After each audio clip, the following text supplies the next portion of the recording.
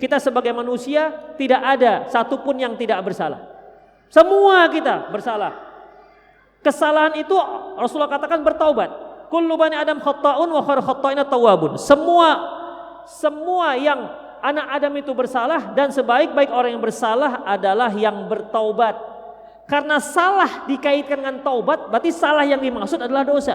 Artinya semua anak Adam itu berdosa. Sebaik-baik orang yang berdosa adalah yang bertaubat.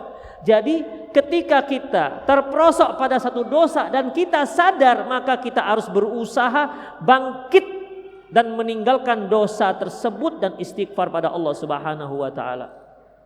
Jatuh lagi, tobat lagi. Begitu. Jangan dipikir bisikan setan. Karena setan itu membisikkan, cuma aja kau tobat, besok kau buat lagi, tobek-tobek sambal lado, ya kan? Tobat-tobat sambal lado, hari ini kepedasan, besok dimakan lagi. Akhirnya dengan bisikan seperti itu dia nggak mau tobat. Itu setan nih, kok. Ya, tobat kita tobat betul-betul lah. Ya Allah, maafkan saya ya Allah. Tapi kalau besok kepepet saya buat lagi. Nggak begitulah tentu tobat. Ya, betul-betul dia menyesal. Kemudian terjatuh lagi, tobat lagi. Memang begitu, gimana lagi? Itulah manusia. Ya, itulah manusia. Apa kata Rasulullah SAW? Laula tuznibun, seandainya kalian tak berdosa, Allah akan datangkan suatu kaum yang berdosa, lantas mereka bertobat. Itu.